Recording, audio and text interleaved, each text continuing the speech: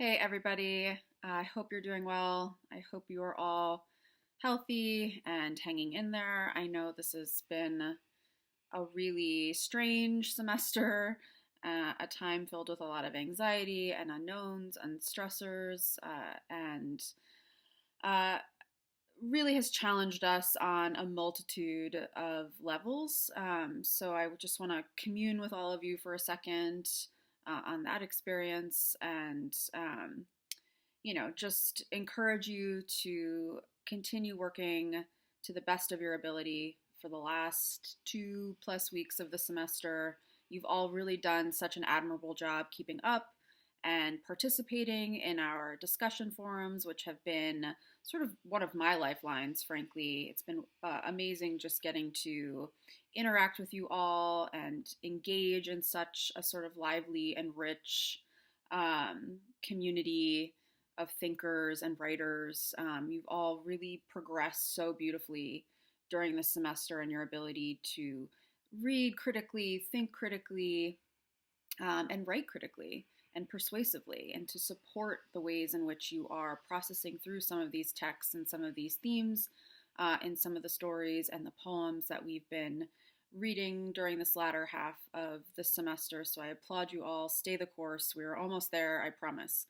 Okay, to that end, I wanted to talk about a few important end of semester matters. The first of which, of course, is that we are currently in our final official forum for the semester, single tier, in dealing with Plath's Medusa and May Sarton's Medusa and some of the critical texts that we're reading to give us some scholarly context for the Perseus and Medusa myth and also these poems. So that will run as usual through Sunday evening. Next week will be similar to how we had our time constructed before the midterm essay was due. Next week will be a planning, writing, drafting week. I will be opening up a forum that will be a bit of a workshop. Last time we did specifically a introduction thesis workshop. This time I'm going to open it up a little bit more to include any paragraph in your working drafts that you feel the least confident about. That could still very well be your introduction and your thesis statement, but it may not be. It may be more of a body paragraph, and you may be feeling unsure about your quote choices. You may be feeling unsure about whether or not you are doing enough sort of connective thinking between two texts, or if your analysis is sort of deep enough, or if there are any other ways in which you could develop it more.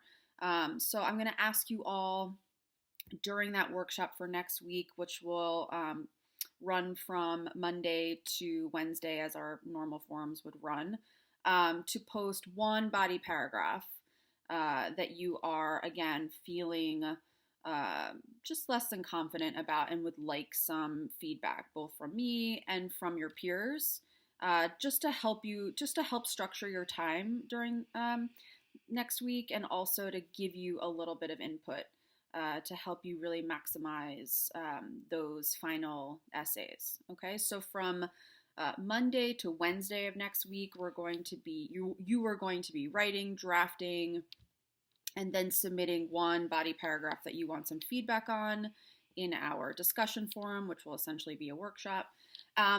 Thursday and Friday of next week, I'm going to open up some time where, if you would like to conference via Zoom about your essays, if you would like a little bit more feedback, if you want to send me a draft, if you want to send me even an introduction and a thesis statement, or if you just want some time before the final paper is due, just to troubleshoot anything that you're unsure about in these final essays. I'm going to open up some time on both of those days, Thursday and Friday of next week, probably 11 a.m. to 1 p.m., and I'll make this announcement more formally, where you can just get in touch with me and sign up for a time. I might even set up a Google Docs in case you want to sign up for a time slot, and then we can chat and make sure that you're on the right track. That is totally optional. You do not have to sign up for a time. If you feel confident, you feel good, great. But for those of you who would like a little bit of time to sort of review your work, I'm going to make myself available to you that week. The final essay for this class is due on the last day of class, which is May 4th. That's a Monday. So May 4th by 5 p.m., your final essays will be due. The final essays are a little bit longer than your midterm essays. Midterms were 3 to 5 pages. Your final papers will be 5 to 7 pages, okay? I just want to say something about this, though, briefly. Normally, this would be non-negotiable for me. It would be 5 pages at a minimum. It's really designed to give you a little bit more room to showcase your ability to kind of develop an argument more robustly, engage the text more thoroughly, really show how you are doing that kind of connective thinking, keeping the sort of social, historical, cultural, even political atmospheres of the text in mind when you're doing your analysis. So that final essay is really sort of like a recital of sorts where you can sustain your argumentative reasoning for slightly longer, for slightly longer than what's required of you in your midterm essays. However, I know that this is a very unique and singular semester. I know many of you are stressed and still trying to adjust to having all of your courses online. Some of you have parents who are healthcare workers, and cheers to them. So whatever the circumstances are, we have all been tested and stressed in different ways. So if you can't make that 5-page mark, I'm going to just sort of, be a little bit more flexible here. If you write 3.5, really solid, well thought out and well textually supported pages, and that is what you can manage right now, okay. So I'm going to be as flexible as I can in terms of the page limit, at least 3 pages, I would say, though, really, really nothing less than that. But aim for 5 to 7 if you can't. If, again, 3 pages, 4 pages is what you can produce and you feel good about what you are producing, then that is fine with me. Okay, so that's the page requirement. Of course, you are going to be, as you were for your midterm paper, as we practice when we are even engaging in our short writing assignments and also in our discussion forums, really thinking about the context, right? Where do these texts come from? What were the influences at the time that produced this particular work?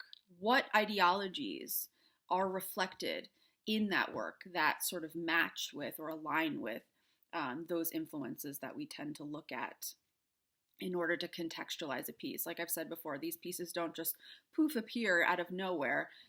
They come from somewhere. Just like we as readers come from somewhere, and our influences influence the way we reread and reinterpret a variety of texts.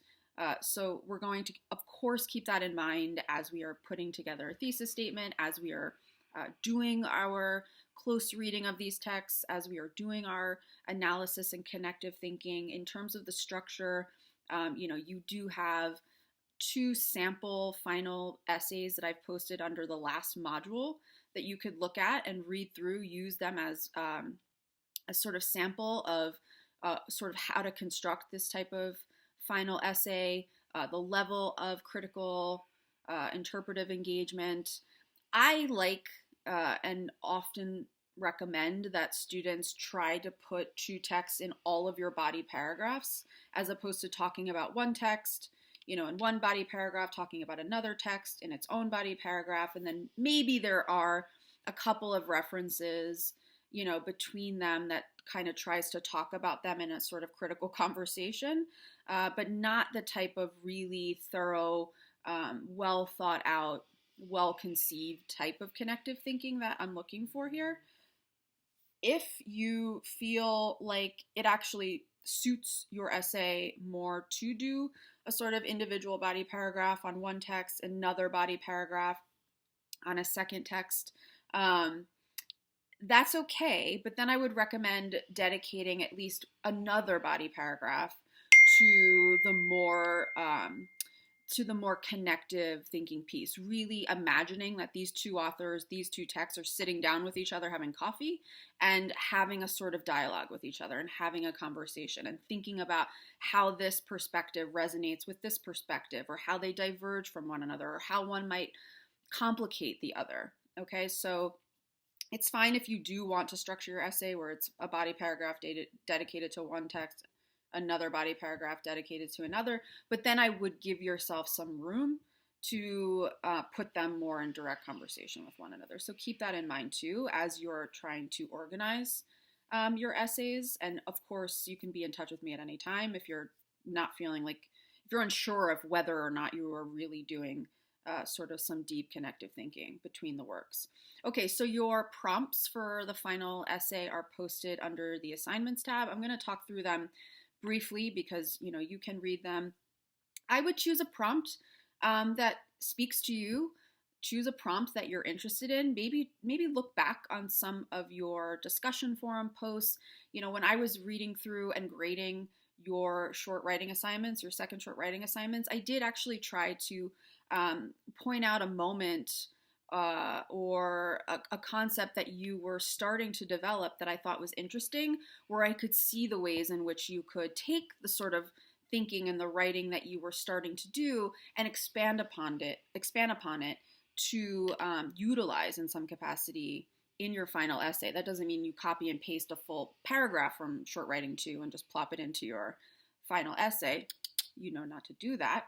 But the kind of work that you are doing and the design of these short writing assignments and the discussion forums is actually to be a sort of practice ground to start to formalize some of your thinking, your deep thinking about these texts. And sometimes when you kind of flush out your ideas, even if it's in relation to one text, it's useful to kind of go back to previous forums and be like, that reminds me of this idea when I was talking about blah in this other forum.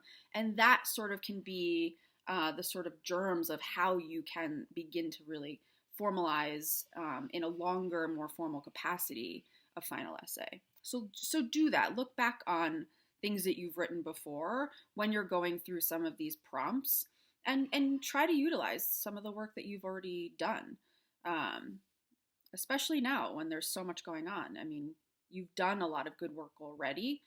It's a great thing to sort of work to expand upon things that you'd already been trying to tease out critically. Okay, so your first option is about the journey. We talked a lot about the hero's journey. You could even reference, as a point of reference, Joseph Campbell's monomyth and some of the work that we did on that as a kind of lens through which to view this concept of the journey. You, of course, are going to choose at least 2 different texts and no more than 3 to utilize when you're doing your analysis.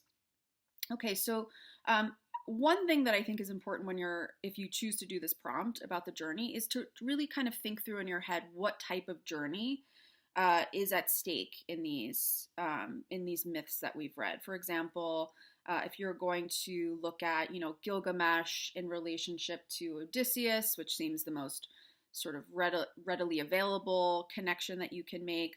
Are we talking about a physical journey? Of course, a lot of these journeys, these great myths, these great mythical figures are, on these incredible physical, arduous journeys, right? That challenge them in terms of their strength and their courage, and their skill and their intelligence. So are we talking about a physical journey? Are there any other types of journeys that are also going on, perhaps a little bit under the surface, particularly in terms of psychological journeys, emotional journeys? How are these characters changing and growing? Do they end at the same point in the story that they begin at? Or has there been some transformation? Has there been some sort of character development. So keep that in mind. So you may want to look at Odysseus, you may want to look at Gilgamesh, you may want to look at Penelope, you may want to look at Demeter, Perseus. Maybe you even want to go back to what we were looking at before spring break in the midterm and look at, Henry from the Red Convertible.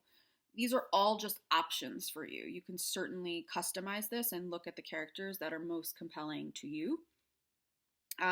One other point that's worth noting, you have to look at one text that we've read after we return from spring break. So one text that you utilize in your final paper has to come from the latter half of the semester. One can come from the former earlier in the semester before spring break. You cannot reuse a story that you already talked about in your midterm paper. So if you already dealt with one myth in your midterm, you can't utilize it again for your final. Important thing to note. Okay, a next option is about narrative perspective. We talked a lot about this too, and the ways in which an author can influence our allegiances or our sympathies or even alienate us as readers based on the narrative point of view that we get. And we did some interesting things in the latter half of the semester, especially where we looked at some traditional myths and then we looked at some counter narratives, either in poetic form, like when we read from Dove's work in response to Demeter and Persephone, when we looked at poems from Mother Love, or when we read the Odyssey and then we read the Penelopiad, or when we also looked at Gluck's work, reading from the perspectives of Penelope, but also Telemachus, also Circe. So we and also thinking about narrative reliability. Is that even such a thing? How do we get at the truth? Is that what matters when we're reading stories, when we're reading myths? Is truth important? So again, you have a lot of options and even genres that you can sort of put in connection to one another in thinking through narrative reliability. We've talked a lot about the ways in which female characters are presented throughout mythology in so many of the tales that we've read, from them being sort of paragons of femininity, right? Either loyal or trusting, faithful, naive, in need of protection. I'm thinking of, the way Penelope is originally presented in the Odyssey, or even in the way that some of the characters in some of the fairy tales that we've read were presented, or how about Persephone in the original version? We have a lot of sort of those paragons of femininity. And then we also have some women who are presented in a much more powerful, empowered light that is sort of usurping the male ego in some capacity. But how are those women sort of portrayed and presented? Either they're sluts, or they're unreliable, or they're monstrous, they're othered in some capacity, their power has to be eradicated in some way by the male hero. So again, there's so many rich characters that we looked at, these complicated, interesting characters that you can look at: Penelope, Demeter, Medusa, Persephone, Penelope, so many of these complicated female characters that I think we've done such a good job of really teasing out in a lot of ways. So that's another option to you. You can talk about how we define heroes in our modern culture, right? How does mythology define heroic deeds or heroism? Let's maybe use our experience of looking at two historical heroes and evaluating the ways in which they define what a hero is, and the ways in which that compares to how we define a hero or heroism today. We started talking a lot about that in some of our more recent forums about what we value today in people who emerge as heroes to us, whether that is as relatable in some capacity, valiant, someone who leads with integrity, honesty, bravery, courage. So, how are we now defining this idea of the modern hero? How does that compare to the ways that our more traditional historical mythological heroes are praised and valued? Okay. And then finally, and I'm teaching XPAs, and one of our last assignments now is giving students the opportunity to kind of utilize one of the texts that we've read thus far in order to process through their own experiences of witnessing and dealing with this really historical pandemic that we have on our hands right now. And so I wanted to give you guys the opportunity to do the same and kind of come full circle in this class. We started this class with Karen Armstrong about the use value of myths, the ways in which myths are utilized, circulated, recirculated, co-opted, changed, altered in order to foster a sense of peace and security in the face of great unknowns. And here we are sitting in the face of great unknowns right now, a great unknown.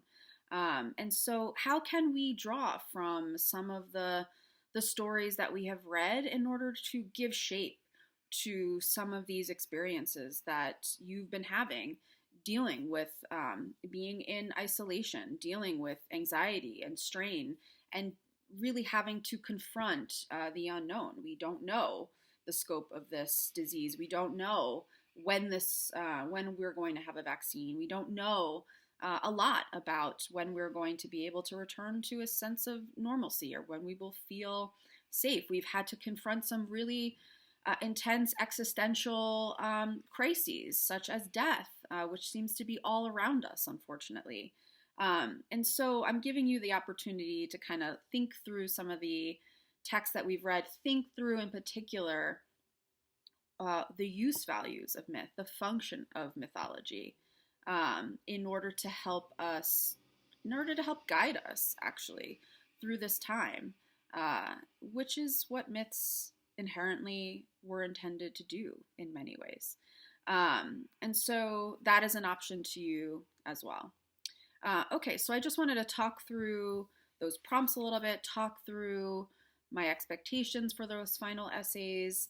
If you have any specific questions as we move towards, the start of next week, which will be our writing week, editing week, please feel free to be in touch with me, and I will be happy to get back to you so that we can either set up a meeting for later on in this week or just troubleshoot any issues you're having via email. It's been a really fun semester with all of you, all things considered. I'm really happy with the work that we've done, and I hope you are as well. So yeah, I'm going to sign off for now. I will touch base closer to the end of the semester, and looking forward to really diving into Plath and Sarton, two very complicated poems and poets. But we are up for the challenge, I am sure. Okay, take care and stay healthy, everybody. Bye.